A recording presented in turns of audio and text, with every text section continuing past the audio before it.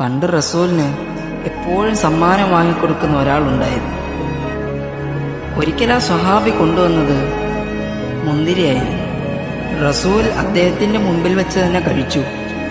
മറ്റ് സ്വഹാബികൾ കൊതിയോടെ നോക്കി നിൽക്കുന്നുണ്ട്. പക്ഷേ അവർക്കാർക്കും കൊടുത്തിരുന്നില്ല റസൂൽ. അദ്ദേഹം അത് കണ്ട് സന്തോഷിച്ചു. താൻ നൽകിയ സമ്മാനം റസൂൽ അത്രയേറെ സ്നേഹത്തോടെ കഴിക്കുന്നത് കണ്ട് അദ്ദേഹം അവിടുന്ന് തിരിച്ചുപോയി. അപ്പോഴാണ് സഹാബാക്കൾ റസൂലിനോട് ചോദിച്ചത്, ഞങ്ങളൊക്കെ ഇങ്ങനെ റസൂലിന്റെ അരികിൽ നിന്നിട്ടും റസൂൽ ഞങ്ങൾക്കൊന്നും തന്നില്ലല്ലോ. സാധാരണ റസൂൽ അങ്ങനല്ല. ഞങ്ങൾക്ക് വിഷമമായി.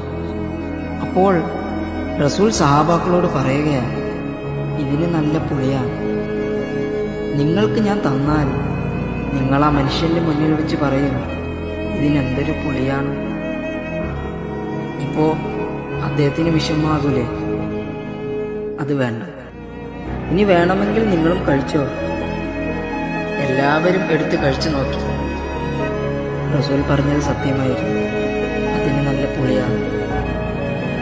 വാക്കുകൊണ്ട് പോലും ഒരു മനുഷ്യനെ മനസ്സ് നോവിക്കാതിരിക്കാനുള്ള ആന്തരികമായ ഒരു അച്ചടക്കത്തിന്റെ പേരായിരുന്നു പുണ്യ റസൂൽ സല്ലല്ലാഹു അലൈഹി വസല്ലം.